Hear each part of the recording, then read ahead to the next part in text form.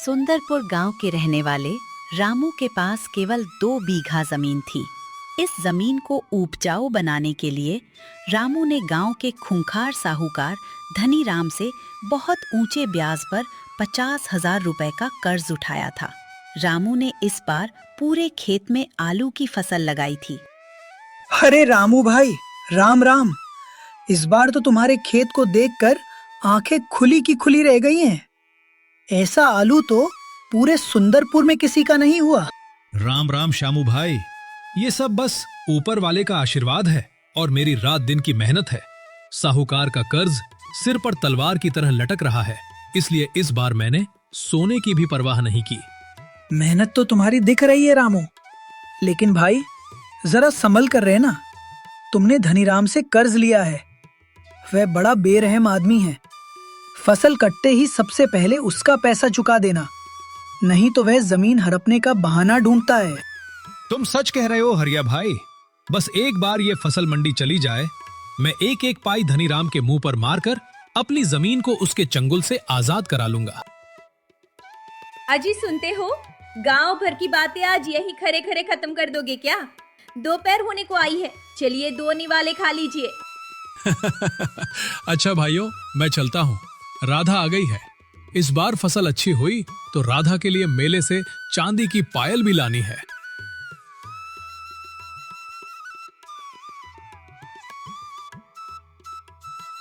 रामू अपनी बीवी राधा के साथ खुश होकर खाना खा रहा था। रामू खुश था, लेकिन कुदरत के मन में कुछ और ही चल रहा था। उसी रात अचानक आसमान में काले और डरावने बादल उमड़ पड़े। हवाएं इतनी तेज थीं कि रामू के कच्चे घर के दरवाजे खटखटाने लगे। रामू की आंख खुल गई और वो खिड़की के बाहर देखने लगा।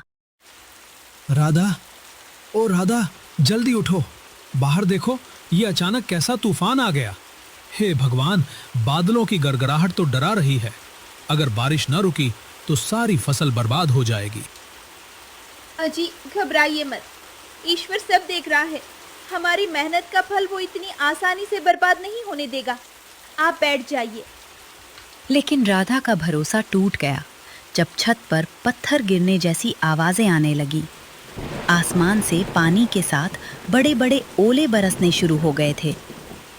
नहीं, ये ओले मेरी लहलहाती फसल को कीचड़ में मिला देंगे। मेरे आलू सड़ जाएंगे। राधा, मुझे खेत पर जाना होगा, मुझे कुछ करना होगा। पागल मत बनिए जी, बाहर इतना अंधेरा है और बिजली गिर रही है। इस तूफान में आप खेत पर जाकर क्या कर लेंगे? चुपचाप भगवान का नाम लीजिए। राधा रामू को जबरदस्ती घर के अंदर ले आती है। पूरी रात बारिश होती रहती है और रामू चुपचाप दुखी होकर पूरी रात जागता बैठा रहता है। सुबह जब सूरज निकला तो रामू बेजान कदमों से अपने खेत की तरफ भागा। खेत का नजारा देखकर उसके पैरों तले की जमीन खिसक गई। पूरा खेत पानी से लबालब भरा था और आलू के सारे पौधे टूटकर पानी पर तैर रहे थे। सब खत्म हो गया। हे भगवान, तूने मेरी किस्मत ही फोड़ दी। मेरी महीनों की मेहनत पानी में बह गई। अब मैं साहूकार को क्या दूंगा? वो मेरी जमीन छीन लेगा। उठिए जी, हिम्मत रखिए। रोने से हमारी फसल वापस नहीं आएगी। घर चलिए, भगवान कोई न कोई दूसरा रास्ता जरूर दिखाएगा। रामू और राधा अपने घर में बैठे थे। तभी साहूकार धनीराम अपने 2 मोटे लठैतों के साथ वहां आ धमका। ओए रामू, बाहर निकल। सुना है रात के ओलों ने तेरे आलू का हलवा बना दिया। फसल तो गई, अब मेरे 50,000 रुपए कब वापस कर रहा है? साहूकार जी, मुझ पर रहम कीजिए। कुदरत का कहर टूटा है, मेरी पूरी फसल बर्बाद हो गई। मुझे बस कुछ महीनों का समय दे दीजिए, मैं मजदूरी करके आपके पैसे चुका दूंगा। अरे जा जा, बहाने मत बना। धनीराम की डिक्शनरी में रहम नाम का कोई शब्द नहीं है। साफ साफ सुन ले, अगले महीने की 1 तारीख तक अगर मेरे पैसे ब्याज समेत नहीं मिले तो तेरे ये दोनों बैल और ये जमीन मेरी हो जाएगी। फिर भीख मांगना सड़क पर। साहूकार धमकी देकर चला गया। रामू घर के अंदर जाकर बैठ गया। वो पूरी तरह अवसाद में डूब चुका था। राधा, अब हमारे पास कुछ नहीं बचा। साहूकार हमारी जमीन ले लेगा तो हम भूखे मर जाएंगे। इस बेइज्जती को सहने से अच्छा है कि मैं अपनी जान दे दूं। खबरदार, जो दोबारा ऐसी बात मुंह से भी निकाली। मुसीबत आई है तो क्या कायरों की तरह जान दे देंगे? इंसान जिंदा रहेगा तो सब कुछ वापस कमा लेगा। राधा अंदर कमरे में जाती है और एक छोटी टोकरी लेकर बाहर आती है। उस टोकरी में कुछ छोटे लेकिन साफ आलू रखे थे। ये देखिए जी, मैं आज खेत की तरफ गई थी। ऊपरी फसल भले सड़ गई हो, लेकिन जो जमीन के थोड़े अंदर थे वो आलू बच गए हैं। ये बहुत ही मीठे और बढ़िया आलू हैं। लेकिन राधा, इन थोड़े से आलूओं का हम क्या करेंगे? इन्हें बाजार में बेचकर तो 2 वक्त की रोटी भी नहीं आएगी। साहूकार का कर्ज तो बहुत दूर की बात है। इन्हें हम बेचेंगे नहीं, हम इनसे समोसे बनाएंगे। आपको याद है ना, मेरे मायके में मेरे पिताजी की हलवाई की दुकान थी। उन्होंने मुझे एक खास गुप्त मसाले की रेसिपी सिखाई थी। मैं वैसे समोसे बनाऊंगी कि खाने वाला उंगलियां चाटता रह जाएगा। आप शहर के चौराहे पर समोसे का ठेला लगाइए। लेकिन राधा, मैं एक किसान हूँ, मैंने कभी दुकानदारी नहीं की। लोग क्या कहेंगे कि रामू अब सड़क पर समोसे बेच रहा है।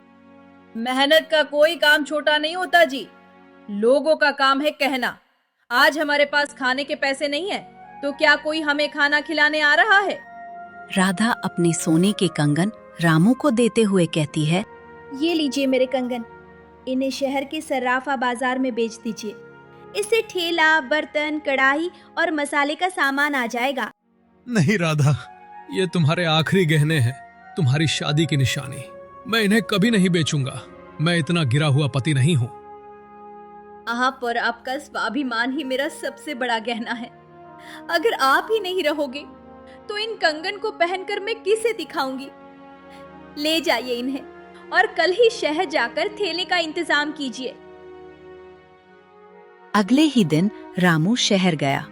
उसने कंगन बेचकर एक लकड़ी का ठेला बनवाया और जरूरी बर्तन खरीदे। ठेले के आगे उसने एक छोटा सा बोर्ड लगाया, किसान स्पेशल समोसे। पहले दिन कड़ाही में तेल गरम हो रहा था और रामू बहुत शर्मा रहा था। हे भगवान, दोपहर होने को आई, लेकिन एक भी ग्राहक मेरे ठेले पर नहीं रुका। अगर आज एक भी समोसा नहीं बिका तो शाम को राधा को क्या मुंह दिखाऊंगा? तभी वहां से दफ्तर जाने वाले एक बाबू गुजरते हैं। गर्मा गर्म समोसों की खुशबू उनकी नाक में जाती है और वो रुक जाते हैं। अरे भाई, ये समोसे कैसे दिए? क्या खास बात है तुम्हारे इन समोसों में? साहब, 5 रुपए का एक समोसा है। मेरी पत्नी ने अपने खास घरेलू मसाले से इसे तैयार किया है। आप बस एक बार खाकर देखिए, निराश नहीं होंगे। रामू समोसे की प्लेट लगाकर देता है। जैसे ही वो समोसे खाते हैं, उन्हें समोसा बहुत पसंद आता है। अरे वाह भाई वाह, ऐसा स्वाद तो मैंने आज तक पूरे शहर में नहीं चखा। इसका मसाला तो लाजवाब है और ये आलू कितना स्वादिष्ट है। मुझे 5 समोसे तुरंत पैक कर दो, मैं घर लेकर जाऊंगा। जी साहब, अभी देता हूँ। राधा के गुप्त मसाले का जादू पूरे शहर के सिर चढ़कर बोलने लगा। देखते ही देखते कुछ ही हफ्तों में रामू के ठेले के चारों तरफ लोगों की भारी भीड़ लगने लगी। रामू भाई, मुझे 4 समोसे जल्दी देना, मेरी गाड़ी खड़ी है। अरे भाई, मुझे भी 6 समोसे पैक कर दो, बच्चों को बहुत पसंद आए हैं। रामू के हाथ समोसे देते देते थक जाते, लेकिन उसके चेहरे की खुशी कम नहीं होती थी। जो रामू दिन का 100 रुपया भी नहीं कमा पाता था, अब रोज के 3 से 4 हजार रुपए कमाने लगा। रात को वो घर लौटता है। राधा, ओ राधा, देखो आज की कमाई। तुम्हारा आइडिया और मसाला तो सचमुच जादुई निकला।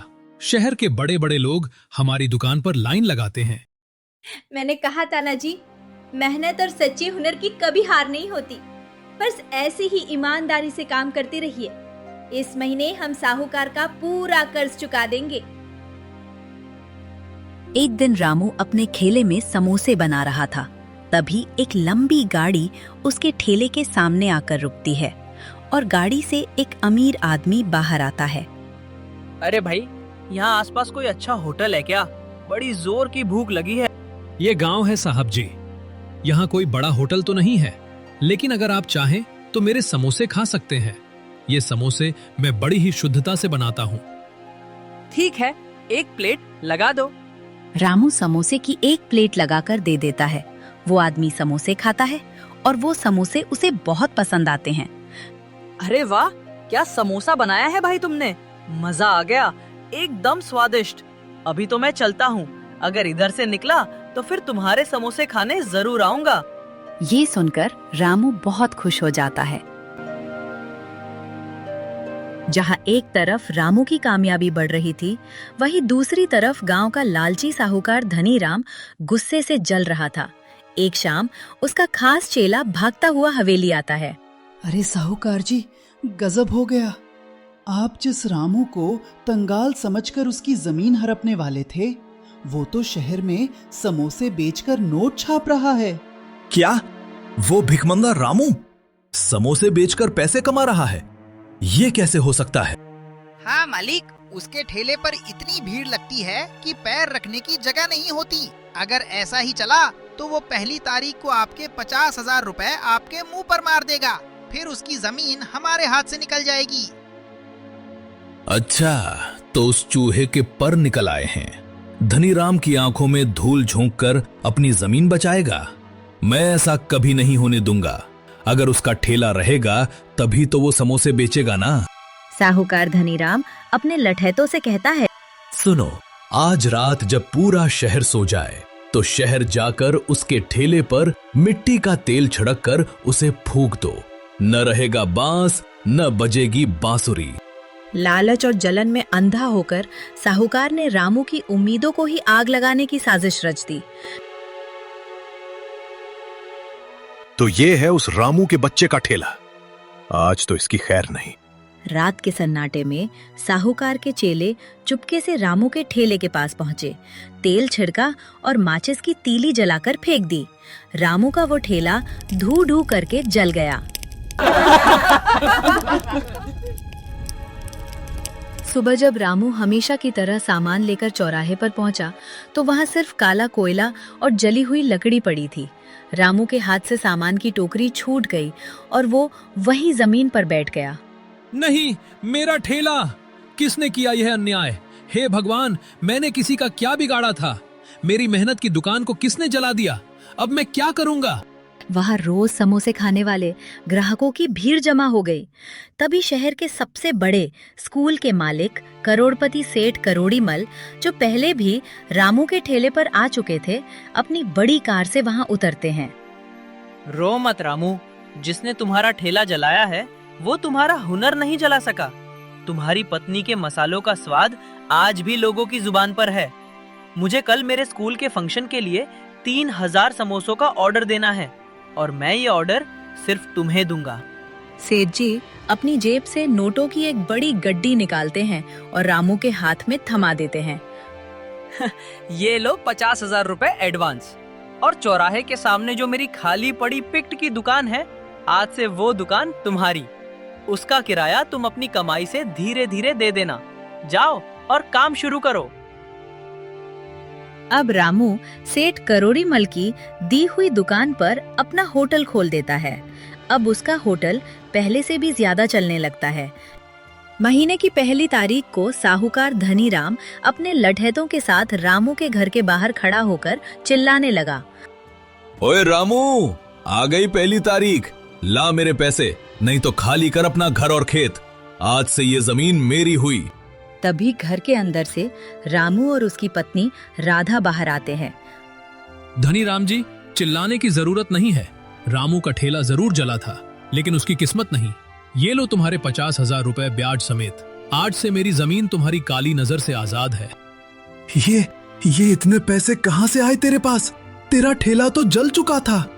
थोड़ी ही देर बाद एक पुलिस वाला धनीराम के चेले को साथ लेकर आता है और कहता है, धनीराम, तुम्हारे चेलों ने पुलिस के सामने सब उगल दिया है कि तुम्हारे कहने पर ही दुकान जलाई गई थी। दुकान जलाने और जबरन जमीन हड़पने के जुर्म में अब तुम जेल की हवा खाओगे। चलो, हथकड़ी लगाओ इसे। अरे नहीं साहब, मुझे माफ कर दो। रामू भाई, मुझे बचा लो, मुझसे बड़ी गलती हो गई। पुलिस साहूकार को पकड़ कर ले जाती है। अब शहर के सबसे बड़े बाजार में रामू की किसान समोसा एम्पोरियम नाम की पक्की दुकान है। रामू अपनी पत्नी राधा को उसके सोने के कंगन वापस पहनाता है।